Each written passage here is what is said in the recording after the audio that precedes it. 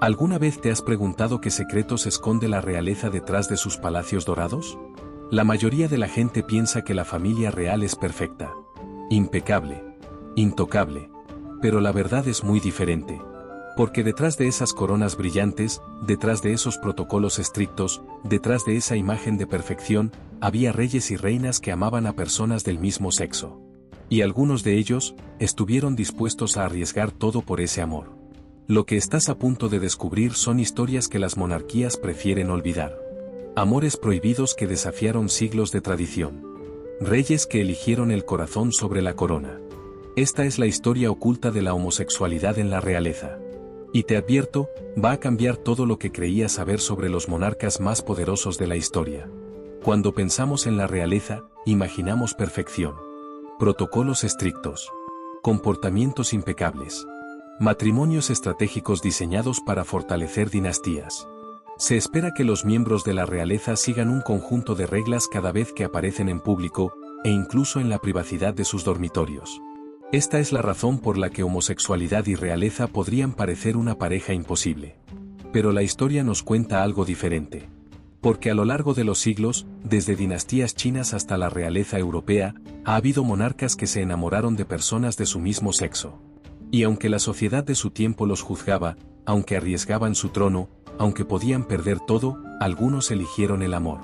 Ahora, antes de continuar, necesitas entender algo fundamental. Las etiquetas homosexual o heterosexual no existieron hasta finales del siglo XIX. Antes de eso, la mayoría de las civilizaciones no percibían la sexualidad en términos binarios como lo hacemos hoy. De hecho, muchas culturas antiguas toleraban, reconocían, aceptaban o incluso celebraban relaciones entre personas del mismo sexo. Esto incluye a algunos de los imperios más poderosos de la historia. Y vamos a comenzar nuestro viaje en uno de ellos, la antigua China. El emperador Ai de Han es una figura fascinante. Porque fue él quien acuñó uno de los términos más populares para referirse a relaciones homosexuales en la China antigua. El término es pasión de la manga cortada. ¿Y sabes de dónde viene? La historia cuenta que una tarde, el emperador Ai estaba durmiendo una siesta con su amante, Don Xian. Cuando llegó el momento de levantarse para asistir a sus deberes imperiales, el emperador se dio cuenta de que Don Xian estaba profundamente dormido, sobre su manga. En lugar de despertarlo, el emperador tomó su espada y cortó su propia manga para poder levantarse sin molestarlo. Ese gesto de ternura se convirtió en símbolo del amor entre hombres en China. Y el emperador Ai no fue el único.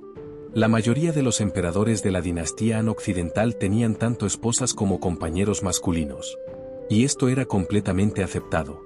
El emperador llenaba a Don Xian de regalos lujosos. Lo elevó rápidamente a través de los niveles gubernamentales. Incluso lo ennobló como marqués. Todo esto mientras ambos estaban legalmente casados con mujeres. Porque en el mundo antiguo, el romance y el matrimonio eran dos cosas completamente diferentes. Te casabas por política, por dinastía, por producir herederos. Pero amabas a quien realmente amabas. Ahora viajemos al otro lado del mundo. A la antigua Roma. Si pensabas que China era tolerante con las relaciones entre hombres, espera a conocer Roma. En Roma, las concubinas masculinas eran extremadamente populares. Especialmente entre los emperadores. Y hay un emperador cuya historia de amor homosexual se convirtió en leyenda. El emperador Adriano. Adriano fue uno de los 5 buenos emperadores de Roma. Un líder brillante que gobernó durante más de 20 años. Su nombre está en el famoso muro de Adriano en Britania, en el arco de Adriano en Atenas. Pero hay otro nombre que siempre se menciona junto al suyo. Antínoco. Adriano estaba casado con una mujer llamada Vivia Sabina. Pero su verdadero amor era un joven griego llamado Antínoco. Los textos históricos sugieren que Adriano tuvo múltiples relaciones homosexuales. Y esto no era infrecuente. Un varón romano podía elegir parejas sexuales de cualquier género, siempre y cuando fuera la pareja activa en cualquier encuentro sexual. Pero el romance de Adriano con Antínoco fue diferente. No era solo sexo. No era solo compañía. Era amor verdadero. El tipo de amor que inspira poesía. El tipo de amor que hace que construyas estatuas. El tipo de amor que cambia tu vida para siempre. Y entonces sucedió la tragedia. Antínoco murió en circunstancias misteriosas en el río Nilo. Algunos dicen que fue un accidente. Otros hablan de sacrificio humano por brujería. Incluso hay teorías de asesinato. Pero lo que nadie discute es el efecto que tuvo en Adriano. El emperador quedó devastado. Su salud comenzó a deteriorarse. Su reinado cambió. Porque había perdido al hombre que amaba. Adriano ordenó que se erigieran estatuas de Antínoo por todo el imperio. Hay más estatuas de Antínoo que de cualquier otra figura del mundo antiguo, excepto Augusto y el propio Adriano. Fundó una ciudad en su honor. Lo deificó como un dios. Y hasta el día de su muerte, lloró su pérdida. Esta es posiblemente la historia de amor homosexual más famosa de la antigüedad. Una historia que influyó en artistas durante más de 2000 años. Una historia que demuestra que el amor entre hombres no solo existía, sino que podía ser profundo, apasionado, devastador. Pero ahora viajemos a Europa. Porque si China y Roma eran relativamente tolerantes, la realeza europea tuvo que lidiar con algo mucho más complicado. El cristianismo. En Europa, las relaciones entre personas del mismo sexo estaban fuertemente estigmatizadas debido a la influencia de la Iglesia. Esto significaba que cualquier monarca homosexual tenía que ser extremadamente discreto. Y los rumores de homosexualidad se usaban frecuentemente como arma política contra los reyes. Pero incluso bajo esta presión inmensa, hubo monarcas que no pudieron negar quiénes eran. Y uno de los más fascinantes fue Felipe, duque de Orleans. Felipe era el hermano menor del rey Luis XIV de Francia, el famoso Rey Sol. Y desde joven, Felipe fue criticado por vestirse de manera femenina. Las memorias del siglo XVII lo describen como una persona femenina, siempre ataviada como una mujer. Aunque las etiquetas homosexual o queer rara vez se usaban en esa época, las interacciones de Felipe con otros hombres fueron ampliamente documentadas. Madame de Lafayette escribió en sus memorias que ninguna mujer podría jamás inflamar el corazón de Felipe. Felipe tuvo varias relaciones con hombres, siendo la más conocida con el caballero de Lorraine. Su hermano, el rey Luis XIV, eligió ignorar estas relaciones, hasta cierto punto. Porque Felipe, como buen miembro de la realeza, tuvo que cumplir con su deber dinástico. Se casó 2 veces. Su primera esposa, la princesa Enriqueta de Inglaterra, murió de peritonitis causada por una úlcera perforada. Aunque hubo rumores de que fue envenenada por los amantes masculinos celosos de Felipe. Felipe se casó por segunda vez con la princesa Isabel Carlota del Palatinado. Pero dormían en habitaciones separadas. Y ella era generalmente tolerante con lo que llamaba el vicio italiano, un nombre en código para la homosexualidad en esa época. Felipe pudo mantener sus relaciones masculinas y cumplir con su deber real. Pero no todos tuvieron tanta suerte. Especialmente cuando llegamos al siglo XX. Porque ahora las cosas habían cambiado. Los periódicos podían exponer secretos. Las fotografías podían revelar verdades. Y la opinión pública tenía más poder que nunca. Y esto nos lleva a una de las historias más trágicas de todas. La del rey Humberto II de Italia. El rey Humberto, también conocido como el Rey de Mayo, reinó durante exactamente 34 días. Desde el 9 de mayo de 1946 hasta el 12 de junio de 1946. Es uno de los reinados más cortos de la historia. ¿Por qué? Porque fue expuesto públicamente como homosexual justo después de asumir el trono. Y el pueblo italiano aprovechó la oportunidad para acabar con la monarquía de una vez por todas. La historia de Humberto es particularmente trágica porque era un católico devoto. Casi hasta el punto del fanatismo, según los periodistas de la época. Vivía atormentado entre su fe religiosa y sus deseos. Un periodista italiano reveló que Humberto creía que sus impulsos sensuales tenían un origen satánico, pero no era capaz de resistirlos. Lo describieron como alguien que estaba para siempre corriendo entre la capilla y el burdel, el confesionario y el baño de vapor. Adoraba la compañía de jóvenes comandantes militares. Les prodigaba regalos costosos, como encendedores de plata grabados con las iniciales DMDC, que traducido significa dime que sí. Cuando los rumores se salieron de control, Humberto se casó con la princesa María José de Bélgica en un matrimonio arreglado en 1930. Pero adivina qué, el propio príncipe diseñó el vestido de novia de su esposa. Y prefirió pasar la noche de bodas con amigos varones en lugar de con ella.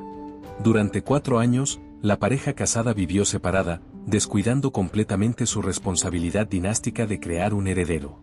Finalmente, en la década de 1930, la princesa dio a luz a 4 hijos. Pero incluso esto estuvo rodeado de escándalo. porque se reveló más tarde que 3 de los 4 hijos fueron producidos mediante inseminación artificial.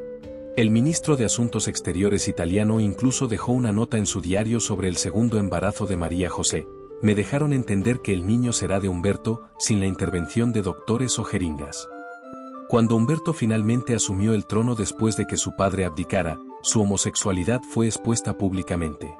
La policía secreta del dictador Mussolini había compilado expedientes detallados sobre los supuestos compañeros masculinos de Humberto. Y ahora esos expedientes salieron a la luz.